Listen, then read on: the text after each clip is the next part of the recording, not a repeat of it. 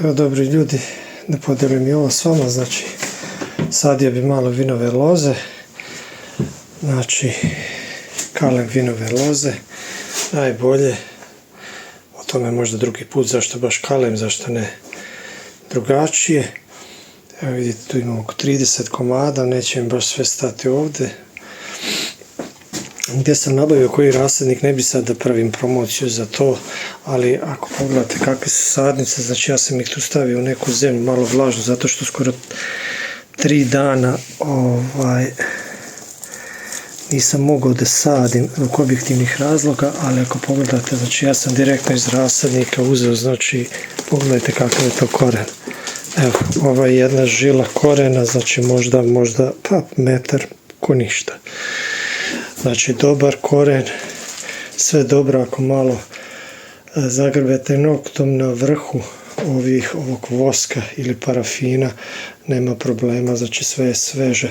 Najbolje je tako ako može da se ode u rasadnik provjeren i da se donese, kupi se i onda posle znate šta ste uzeli. Ja sam malo da sam se zaletio pa da sam dobio trulo iz pošte, to jest naručivano iz pošte. Evo ovako, znači, pošto ne može da stane zbog toliko je velik korenov sistem, nisam mogao sve da uguram u onu kantu. Ja stavljam ovdje, sistem je takav da se, znači, neki 12-24 sata pre sadnje potope u čistu vodu. A što se tiče slavola, malo sam čitao da njega samo neki pola sata pre, ako ga izaberete staviti, dodate u drugu posudu i onda neki pola sata presadnje da se tiče, da stoji u tom slavolu. Onaj zeleni slavol, to mogu da pokažem, samo zato, znači ima one dvije vrste, ona je za biljke, to jest ona kao cveće i za vinovu lozu. Evo ovaj slavol baš iza piše da je za vinovu lozu. Sutra ću da sadim, pa možda ću to jest potrudit ću se da i to snimim malo, da to čisto vidite, pošto sam se potrudio da malo više pročitam u vezi toga pa da imate sve na jednom mjestu. Znači super, 30 sadnica u fantastičnom stanju. Vidimo se. Evo ljudi, samo kratko, znači došao je taj dan, sad neko će reći da sam ga baš iskomplikovao, ali čisto da je to par možda nekih stvari kako sam ja to rešio. Znači hoću svakih metar da stavim znači razmak između sadnica i naravno vamo 2 metra će biti razmak između redova. Evo, znači kako sam ja rešio, možda će neko reći da sam ga, brate, iskomplikovao, ali šta je, razvukao sam, znači kanap i tu sam iskreno na kanap stavio malo papirne trake, vidite, na svaki metar. Tu malo papirne trake i onda sam ga, vidite, čepovao sam ga cap sa ašovom i onda šta se dešava kada ga tako čepujete gdje je taj papirna traka, poslije sklonim fino kanap i tačno imam gdje idu rupe. Znači, što još želim reći, znači vidite, tu je stajnjak, kod mene je malo sveži stajnjak, znači moram paziti da kada bacim stajnjak, da preko njega ide bar 10-ak, neki možda centi zemlje, da ne bi spržilo mladi koren. Tamo je crna zemlja, imam je.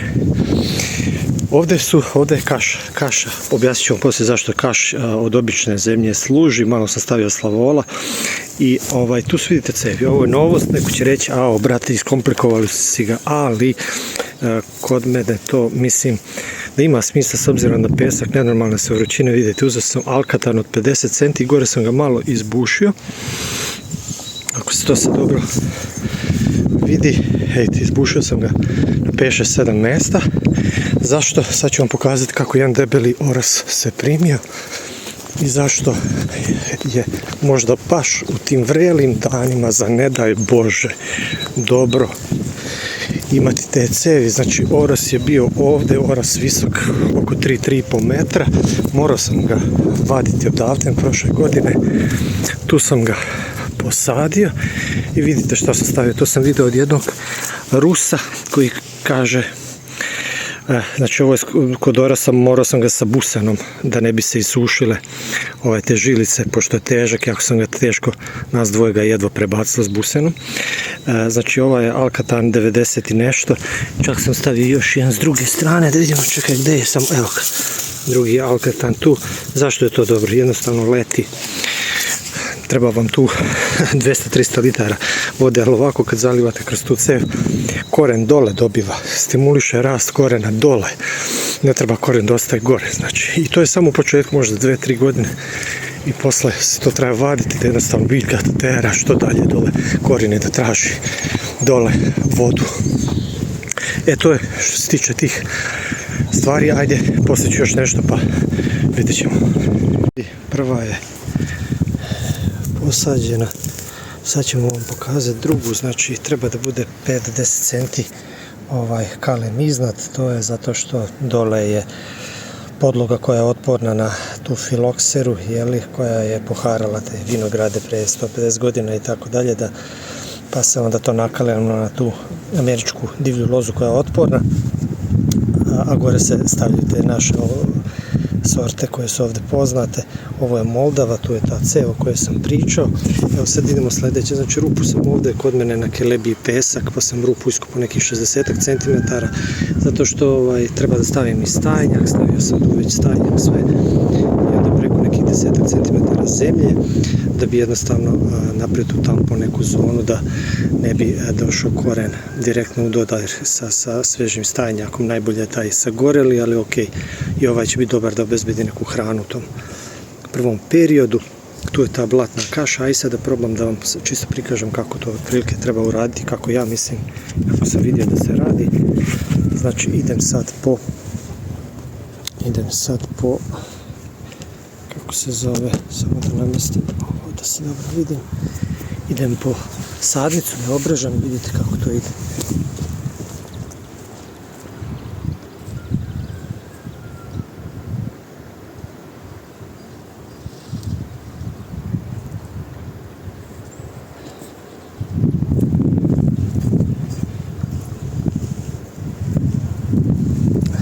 Pogledajte kako su to sadnice, pogledajte. Znači to je metar, čisto, zdravo i tako dalje. Znači idemo ovako, tu ćemo da ih secnemo dole, nekih 5-10 cm i 10 cm. Ako je neka vidite da je možda trula ili tako nešto, onda nju uklonite. Ovdje su sve žute, lepe, sveže, kad seckam sve fino. Evo, možda ću ukloniti gore. Tu možda jako visoko što je krenulo, uklonit ću. Ništa. Sad šta je postupak, znači tako sam ih skratio da može fino da se rasporedi fino u kanalu. Stavljam u blatnu kašu. Tu je sa strane blatna kaša.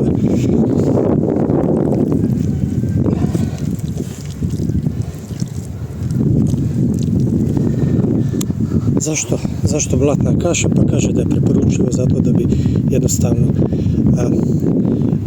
imao bolji kontakt sa zemljom, da bi taj preparat, znači stavio sam u blatnu kašu slavola, da bi jednostavno taj slavol bio sa njenim bakterijama oko korena, i to je to. Ajde sad idemo dole. Idemo dole, gledam da bude gore 10 cm iznad zemlje. Stavit ću zemlje, crne zemlje. Bitno je da ne bude vazduha. Da nema tih vazdušnih čepova, to radite povremeno, zalivate i zatrpavate sa zemljom. Odmah čim donesem vodu,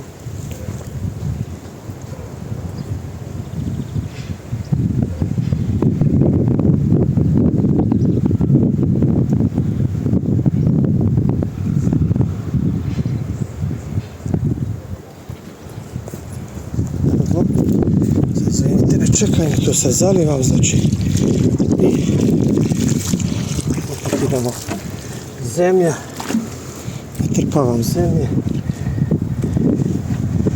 i, kao što sam rekao, izbijam. Naravno, vidite, to sam zaboravio, to sad moram malo naknadno da uradim.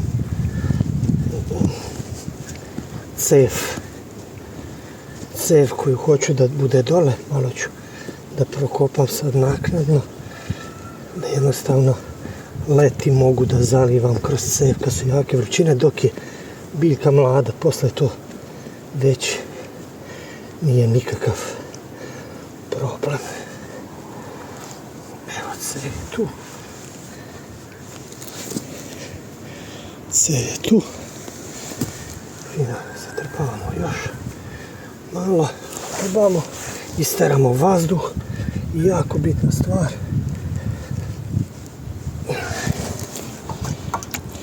Zalivamo.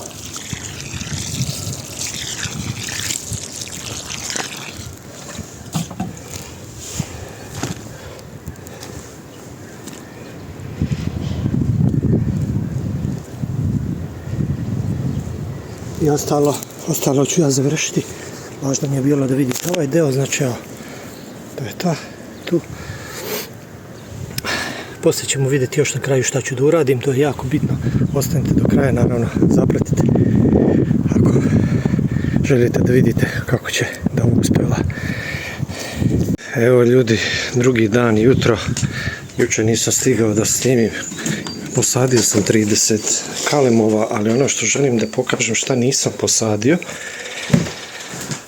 što sam se plašio da probam, vidite, znači, to su sadnice, to jest ne sadnice, šta pričam, to su lasteri, znači osečeno samo golo, znači nema nikakav koren. Komšija mi je to dao, kaže to može samo tako da se ubode u zemlji, da se primi. Ja s obzirom koliko sam radio, nisam htio da rizikujem, da toliko kračim ulažem i onda da li će se primiti, neće. Znači to ću danas možda probati jedan red, pa primi se, ne primi se, ali da vam pokažem što sam jučer radio. Znači ovo samo još da pokažem jako bitne stvari. Znači pogledajte vi ove tu i ovdje. Znači to tamo, to je sve bilo pod tujama, tu je bilo drvo 15 metara bagrem. Znači pogledajte, to je, pogledajte ovo drvo ovdje. Sad ne da se hvalim što sam sve radio u prošloj nedelji, ali da razumijete da ako hoćete da sadite neki vinogradić, loza, hoće, vidite, ovdje sve su bile, tu je po 7 metara visoke i tamo, razumijete, tu je bilo ogromno drvo, vidite, onaj tamo panj, znači bilo je drvo 15 metara. Znači mora loza da diše, mora da ima vazduha, ne sme tu da se bude zaklonjena, da ne može da se ventiliše, znamo da ima problem sa tim, plesnji i tako dalje. Evo, znači, ono što još moram da uradim, što ću pokazati vam sada, znači tu imam 10 reda Moldave, onda sam stavio 5 reda Probusa, nastavak 5 reda Frankovke i 10 reda Muškat Hamburg. Zašto sam tako radio? Pa jednostavno u tom rasadniku je bilo to, nisam htio da idem u 2-3 rasadnika, niti da naručujem preko interneta, nego ajde, znači ovo će najkasnije da sazre, ona najotpornija, Frankovka, onda Probus, ne Frankovka, pardon, znači Moldava, ona će najkasnije da sazriva i najotpornija je, onda Probus i Frankovka, oni će negde u isto vreme, znači druga polovina septembra, dok je ovdje Muškat Hamburg, njega ću najprije da dobijem, jeste osjetljiv, ali nisam mogao da odolim, a da ga ne uzmem jer je dobar i kažu i za vino i prvenstveno za jelo i tako dalje. Šta još samo tu treba da uradi? Vidite, znači sad je prva polovina marta, znači još je moguće da budu mrazevi i tako dalje. Tu će trebati samo da se urade, vidite, to su, znači, treba da bude od zemlje neki 10 centi, negdje sam možda ostavio više, ali dobro, nije problem, zato što uradit ću to. Evo vidite, treba će fino da se napravi humka. Šta to znači? Da se taj deo koji je napolju, taj kalem, skroz zatrpa sa peskom, može to i zemlja, i taj deo ne treba da zalivate, ne smete zalivati taj, da tako kažemo, samu humku, jer još ću staviti do kraja posle sve ću zagrnuti. Jednom nedeljno, koliko sam uspio pročitati, je sasvim dovoljno da se šta je za neki 5 do 10 litara zalije, zavisi od zemljišta. Znači pesak brzo upija, meni će možda trebati više i koliko su topli dani, da li će biti kiša, ako bude kiše ne treba i tako dalje. Tu je dobro možda da okolo imate neki tanjir i tako gdje ćete da zalivate, a ova sredina, znači to će možda malo vlage da povuče, ali ne toliko da bi možda pustio koranj iz te gornje plemke, jer ne želimo znači da vuče snagu od ozgo, nego da od korena koji je otporan, ta podloga, kober, znači odatle treba da dobiva snagu i to da bude podloga, jel tako? Šta još bih rekao, pa jednostavno planiram naravno ako bude se od svega ovoga nešto da se ne samo za jelo, nego čuo sam da jako dobar pekmez može da se pravi. Možda se neko čudi, ali fantastičan pekmez, tako zato sam uzeo te sorte, recimo Probus, fantastična farba, on je po tome poznat i dobar ukus i tako dalje, on će složiti možda za pekmez sa Frankovkom, vidjet ćemo da će doći do tog da se i vino pravi i tako dalje, da će se upustiti u to. U svakom slučaju zapratite ovaj kanal i ono što posebno molim, možda one koji se razumiju ovo sve, razumiju se možda i u sadnju, samo u badanje lastera u zemlji, neka pišu u komentarima. Neka pišu, slobodno nek me isprave u nečemu, da jednostavno možemo svi da se edukujemo i da na kraju dođemo do pravih zaključaka. Ništa, lajkujte, zapratite ovaj kanal, ništa ovo nije sad na nekom velikom nivou, ali planiram tako da povremeno sa onim s čim se susrećem i što ima korisno da podelim s vama, da eto, možemo svi da izvučemo neku korist. Hvala vam puno i do sljedećeg videa. Pozdrav. I ljudi, još samo ovo, kakav vetar. Znači, ipak moram ovo da dodam, znači, ipak sam još jedan red udario sa onim lasterima, samo što su usečeni, znači, ovo ću raditi drugačije, samo, znači, sam ubo dole, stavim malo stajnjaka, treba će tu da se samo odseče i da se zatrpa i zalije se dobro. Evo vidite. Znači, kako sam zagrnuo ove kalemljene, a ovdje ćemo ovo na tradicionalni način, znači kao pre više stotina godina i kako se uglavnom po selima radi. Pa vidjet ćemo, valjda se neće razboliti na tu fliokseru. Pa vidjet ćemo za 2 mjeseca u drugom delu ili mjesec dana vidjet ćemo kako se dalje održava i šta sve treba da se radi.